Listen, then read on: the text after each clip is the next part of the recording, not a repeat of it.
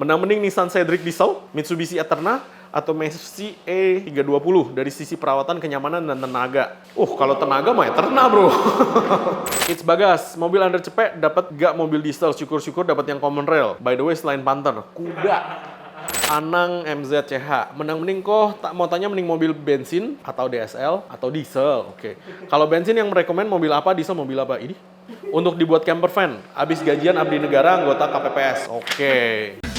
Cari bengkel mobil yang tepat, ayo ke Dokter Mobil aja. Jujur, cepat dan juga lengkap, ayo ke Dokter Mobil aja. Kualitas yang terbaik, harga juga bersahabat. Percayalah, di Dokter Mobil pasti beres. Menang mending episode 22. Nah, kalau lo orang punya pertanyaan tentang menang mending dan menang mana mending mini, menang begitu begini begitu, tolong tulis di kolom komentar di bawah ini yang jelas aja, mendingan apa sama apa yang lu komparasikan. Gua akan menjawab sesuai dengan pengetahuan dan data yang masuk ke cabang-cabang kami, ya kan? Supaya sebenarnya semua mobil bagus, semua mobil juga pasti punya masalah, ya kan? Kalau lo orang bilang, "Oh, gua pro ini pro itu," ya balik lagi data menyatakan begini dan begitu. Kalau lu orang percaya bagus, kalau lu nggak percaya nggak apa-apa, ya kan? Mau di roasting gue silahkan di kolom komentar di bawah ini. Balik lagi sih, kita mengadakan menang mending, hashtag menang mending ini karena menurut kita ya lu butuh tahu aja apa yang lu beli, ya kan. Kayak misalkan gue punya Gallon, gue nggak berharap irit, ya kan bro, 6 silinder 1/4, lu jangan tanya berapa, ya kan, 1/4, pokoknya itu sih boros banget. Tapi kan oke, gue suka looks-nya, gue suka ceritanya di belakang itu, gue suka kencengnya gitu kan. Kalau lu mau irit sih tetap lu cari diesel-dieselan aja. Yang Toyota diesel itu irit ya. Dan ya sudah. Kalau lu mau lebih irit lagi, mungkin mungkin lu pelihara kuda, kasih makan rumput sama minum air, itu juga mungkin, maybe. Jadi ya kita jawab. Naufal Asjin, menang mending kok Innova Reborn Matic Diesel atau Yaris Cross Matic dari segi kehematan bahan bakar. Oke, belakangan ini banyak bahan bakar yang tidak tersedia di lapangan. Gue juga nggak tahu kenapa dari video ini dibuat banyak kelangkaan solar di beberapa tempat. Tapi kalau lu bandingkan, kalau Yaris Cross Matic ini juga barangnya bukannya boros ya, dia bisa 114, 116 kalau nggak salah. Dan Innova Reborn Diesel yang Matic itu bisa di angka 116, 115. Itu cuman ya jarang sih yang dapat orang-orang yang lebih di angka 117. Nah, tapi balik lagi tergantung lu di daerah mana. Kalau di daerah lu banyak solar, ya lu beli yang solar. Gua sih tetap sih solar sih, karena kenapa? Dari sisi tenaga beda jauh, dari sisi kenyamanan berkendara juga beda jauh. Tapi memang solar adalah solar, gaya nyetir lu juga berbeda, di RPM-nya rendah. Bensin adalah bensin, di RPM-nya jauh lebih tinggi, tarikannya jauh lebih konstan. Tetapi balik lagi ya, Yaris Cross Matic itu jauh lebih kecil deh. Dan ini maksudnya dua mobil yang berbeda kelas. Yang satu mobilnya gede, lu isi muat barang banyak juga bisa. Kalau Yaris Cross ya mobil kota sih sebenarnya sih. Ini urban car hari-hari yang lu muat sampai dengan 5 orang aja. Nggak bisa sampai 7-8 sih. Robi Cahyadi, menang mending. Lebih bagus Avanza S 2007 Matic apa LGX Solar dari sisi perawatan, spare part, dan efisiensi? LGX Solar, bro. Avanza itu punya kita 2009, itu bisa dapat 1/14 Matic 1500 cc. Kalau yang LGX diesel itu setahu gua irit deh 1/12 deh. Dan itu pun solar busuk, solar BPJS bisa masuk semua. Yang penting filternya lu sering ganti dan spare part 11-12. Yang penting jangan kena body. Gue sih ngomong dulu, kalau spare part engine, kaki-kaki, pas kopling murah lah gitu-gitu, nggak mahal lah. Yang penting lu jangan kena body ya. Kalau kena body, kena lampu, mungkin yang Kijang LGX banyak KW-nya, ya kan? Mungkin gua nggak tahu, tapi itu harganya sih berasa. Yang balik lagi intinya yang penting jangan kena body, jangan kena lampu, jangan kena spion. Kalau cuma spare part-an yang kaki-kaki dan engine nggak mahal sih. GIF, menang mending Mitsubishi Kuda bensin atau diesel versus Isuzu Panther. Patokan Gen 1, gen akhir kuda. Kelebihan dan kekurangan dari semua sisi apple to apple bagus mana untuk harian dan jarak jauh. Wow. Oke, kalau harian dan jarak jauh, gue tetap lebih condong ke Isuzu Panther. Mitsubishi Kuda yang bensin sih nggak masuk spek ya. Lu cari yang diesel aja. Karena kuda yang bensin itu boros dan nggak deh, maksudnya kalau dibandingkan sama diesel, gue pasti udah pasti ambil dieselnya. Nah, cuman Isuzu Panther itu sudah terbukti buat bajak sawah dan naik lagi itu no problem dan normal. Jadi lu harus tahu itu. Isuzu Panther ini bisa lu ajakin susah, bisa lu ajakin tempur. Spare partnya ada di mana-mana, spare partnya murah, semua teknisi diesel bisa perbaikin. Kuda diesel juga sama sih, cuman kalau menurut gue Isuzu Panther itu entah kenapa lebih memilih condong itu sih. Bukannya apa ya, dulu bokap gue pakai Panther karoseri, kita juga pernah punya Panther yang Grand Touring ya, kalau nggak salah namanya, yang warna biru, dual tone itulah, biru emas-emas, rada-rada silver emas gitu lah ya, atau karena gara kena matahari ya jadi mas, gue nggak tahu juga. Cuman intinya sih, maksudnya Panther ini mobil yang badak banget sih. Cuman ya, lu harus tahu ya, Panther ya. Bawanya sebentar aja udah pegel bro. Semuanya bergetar bro, sampai patah-patah gue juga bergetar semua. Jadi lu harus tahu itu. Kalau Mitsubishi Kuda lebih nyaman, yang diesel lebih nyaman duduknya, ya itu bener banget. Isinya lebih banyak Panther, spare partnya lebih banyak Panther juga. Kuda, walaupun Kuda juga banyak ya maksudnya, cuman Panther itu kayak lebih ready available aja di mana-mana. Dan ya mobil ini sih mobil buat kerja banget sih. Agung Papa Kilo, menang mending CX-9 2014 atau Santa Fe Diesel 2014 dari sisi perawatan, harga spare part, dan keawetannya. Dua-duanya nggak murah, dua-duanya mahal. Santa Fe Diesel lebih fun to drive sih menurut gua sih. Karena CX-9 itu lebih boros. Jangan salah ya, CX-9 itu enak banget duduknya, dengan engine-nya segitu dia menjadi boros karena bodinya jadi berat. Spare part Hyundai Santa Fe kayaknya lebih murah dikit daripada CX-9. Karena si CX-9 itu lebih jarang barangnya dan cuman ada di Mazda Motor Indonesia, dia monopoli semua spare part-nya. Sehingga spare part-nya akan jadi lebih mahal. Nah, kalau awet, ditanya awet, kayaknya sama sih bro. Maksudnya bukan mobil jelek, ini mobil nggak rewel juga. Yang penting perawatannya lu dua-duanya rawat yang bener. Tapi dari sisi fun to drive, Santa Fe lebih fun to drive karena torsinya jauh lebih gede. Pokoknya enakan Mazda. Cara duduknya gitu. Santa Fe juga enak loh. Oh iya. Iya, enak loh.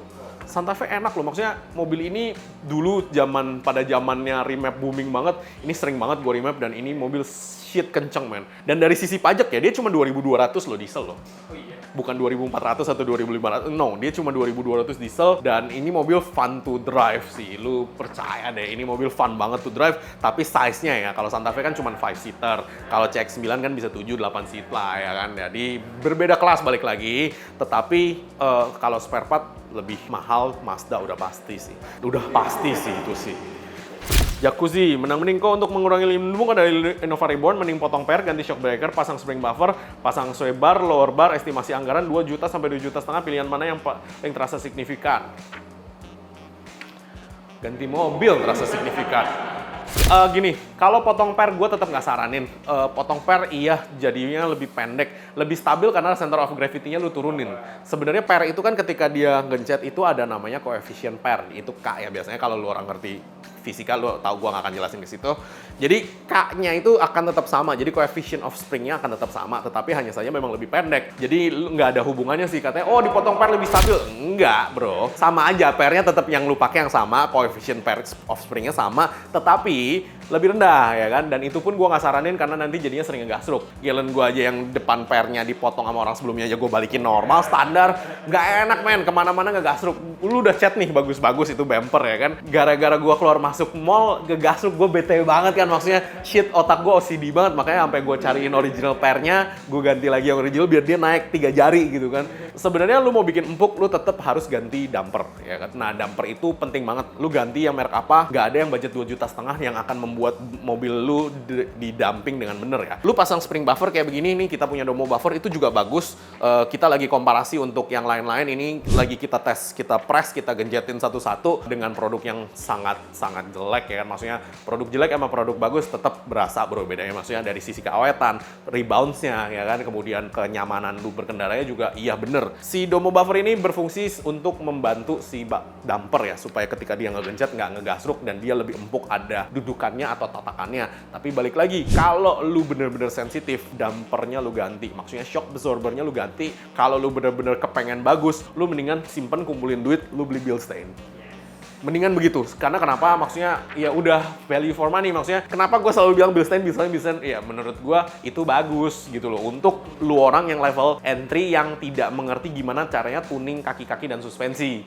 Karena itu udah lu beli nih yang misalnya untuk Innova Reborn gitu kan, yang ukurannya segitu, dipasang ceplok, udah nggak usah lu setel-setel lagi. Berbeda ceritanya dengan lu orang profesional sih ya, maksudnya lu orang ngerti nih caranya tuning. Oke nih dampernya gue kerasin, gue bikin stiff, kemudian rebound rate-nya gue bikin berapa, ininya berapa, itunya berapa.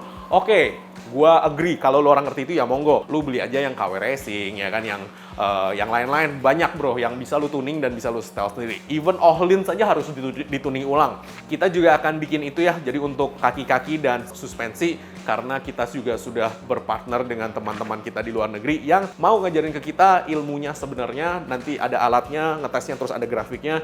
Jadi intinya sih ketika lu mau kaki-kaki lu bener-bener enak, apalagi kalau lu sensitif, tetap produk ada harga ada barang sih bro. Apalagi yang lu cerita Bilstein itu sepasang bisa 17-18 juta, itu sepasang doang. Tetapi lu beli, lu nggak akan nyesel lu beli itu. Efeknya jauh banget kayak langit dan bumi. Ya kan, kalau lu ngerti caranya tuning monggo, karena gua sih jujur aja kalau lu orang nggak ngerti caranya tuning dan nggak ada alatnya, waduh itu sih susahnya setengah mampus sih, susah bro, itu nggak hal gampang. Kalau ya mungkin karena gua tidak belajar setiap hari di situ dan gua tidak punya alatnya ya dulu ya, tuningnya sih setengah mampus sih. Cuman kemarin ketika diajarin sama teman-teman gua bekas orang Ohlins juga, ada testernya terus ada grafiknya, diajarin cara baca grafik, baru mulai mengerti oh ternyata begini ya kan. Balik lagi ya, semua orang punya spesialisasi masing-masing, gua aja masih belajar ya kan, mendingan gua ngaku kalau orang gua bukan spesialis di situ dan gua belajar daripada gua ngaku-ngaku jadi expert ternyata bukan ya kan, mendingan gua pergi belajar. Karena kenapa? Bisa kok lu belajar dengan baik, malah hasilnya juga lebih bagus. Jadi saran gua, kumpulin duit bro, beli itu Bilstein kalau untuk kenyamanan ya. Kalau untuk sway bar, kalau untuk kayak apa tadi dia bilang real lower bar bla bla bla, itu bikin cornering lebih bagus, iya bener, tetapi nggak bikin lebih nyaman ya. Jadi dia lebih stiff. Lu ganti itu doang, lu gak ganti damper, percuma.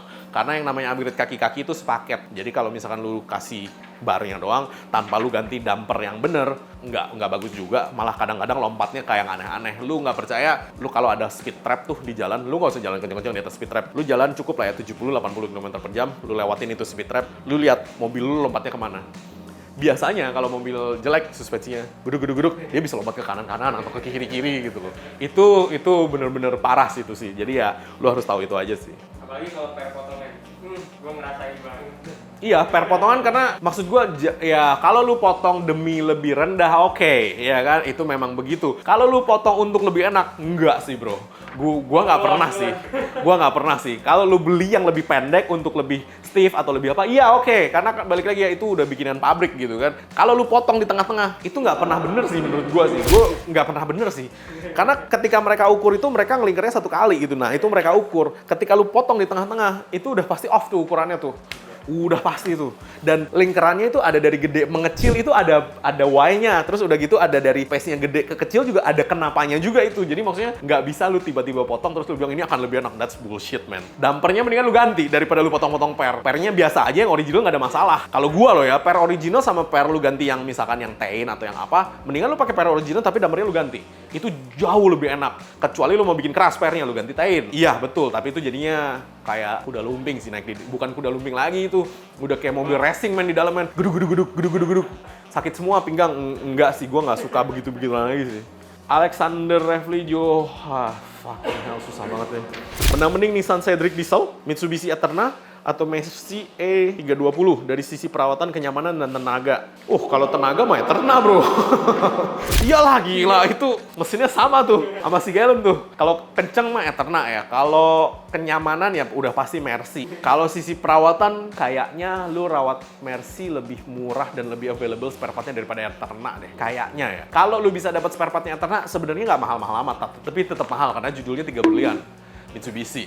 Namanya Mitsubishi spare part nggak ada yang murah. Nggak ada yang murah. L300 kok. L300 aja ya oke lah ya. Cuman lebih bagus daripada yang, gue jujur ngomong ya, kemarin gue baru dari Raspro Anti Karat, kemarin ada mobil yang memang sudah balik lagi untuk maintenance, karena kan kita di Raspro, kita kasih garansi 8 tahun dan kita kasih maintenance setiap tahun kan. Dia baru beli mobil itu tahun lalu, Suzuki Carry, yang baru, yang box, terus udah kita anti karat, dan kemarin masuk untuk maintenance. Lu bisa kaget betapa parahnya mereka bikin besi-besi itu. Ada yang sudah karatan, ada yang sudah keropos, dan ada yang sudah itu di tempat-tempat yang aneh-aneh. Jadi maksudnya gue juga nggak tahu ini mereka ini either salah di production atau dicelupin ke laut tiap hari. Gue nggak tahu ya, maksudnya dicelupin ke laut tuh dalam artian mungkin di tempat lu beroperasi itu airnya pasang dan surut, dan ketika pasang genangan airnya itu menjadi asin kan, mungkin juga ya.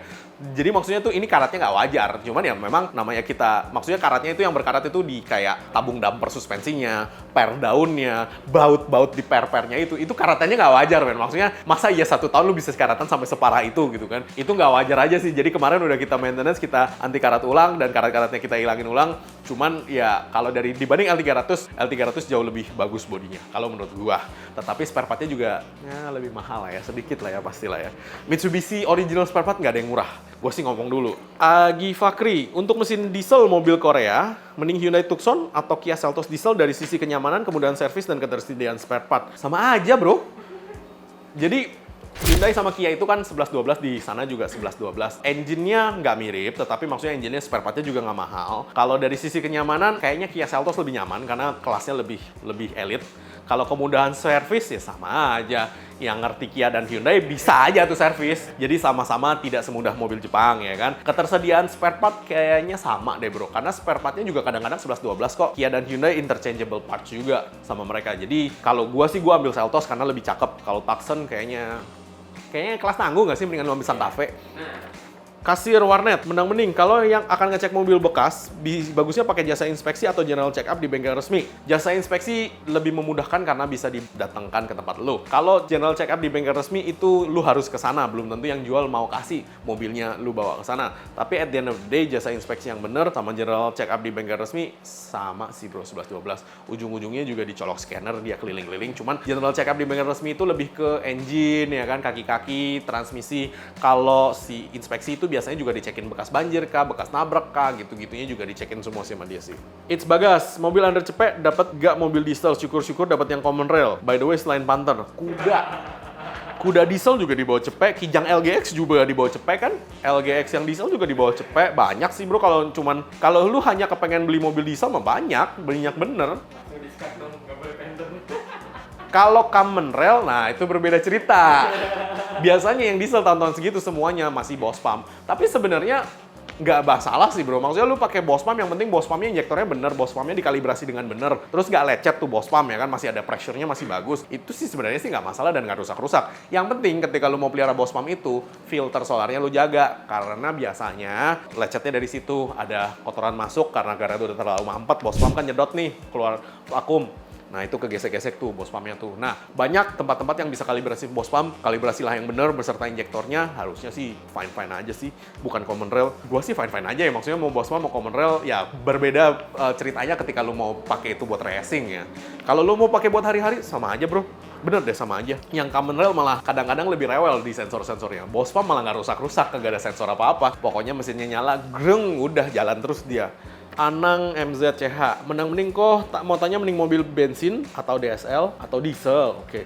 Kalau bensin yang merekomend mobil apa, diesel mobil apa? Ini untuk dibuat camper van, habis gajian abdi negara anggota KPPS. Oke.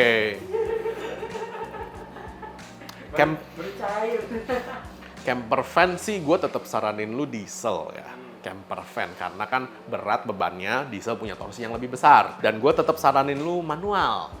Nah, kita lagi kepengen bikin mobil camper van dengan budget di bawah 100 juta. Nah, wow, ya kan? Lu akan tahu kenapa nanti dan bagaimana nanti kita akan bikin itu mobilnya camper van dengan budget di bawah 100 juta yang bisa muat 1, 2, 3, 4, ya 5-6 orang lah ya. Keren kan? 5-6 orangnya gue bilang tidur ya, bukan tidur yang layak. Jadi gue masukin kayak pindang aja, gue jejerin kayak sarden. Yang penting masuk gitu kan. Nah cuman kita akan bikin dan akan pergi camping dengan anggota DoPro, anggota yang Domo Production di belakang layar biar lo orang tahu siapa. Kita akan bikin camping di atas gunung ya kan, biar kedinginan rame-rame di situ.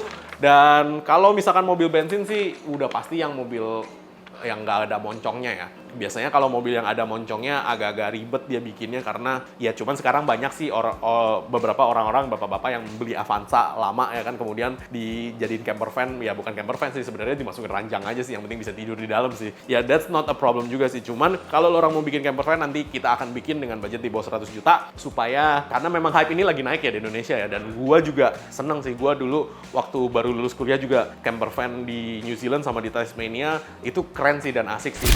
Bagusnya camper van ketika lu jalan-jalan ke luar negeri itu lu nggak butuh hotel. Nggak butuh hotel itu dalam artian kalau hotel itu kan satu titik nih, lu mau kemana harus balik lagi ke hotel. Kalau camper van nggak pak, sana, keliling. Terus jalan aja gitu loh. Nah, cuman yang itu kan camper van-nya kan gue sewa dari Brits ya sama Hertz Rent a Car. Jadi dia proper camper van yang ada kamar mandinya. Nah, kalau lu orang mau bikin proper camper van yang ada kamar mandinya, otomatis budgetnya akan naik. Kalau lu mau orang cuman bikin sekedar camper van untuk bisa ajakin camping ya kan, bisa ada tempat ganti baju, ada tempat shower. Cuman kalau kamar mandi sih emang susah sih bro.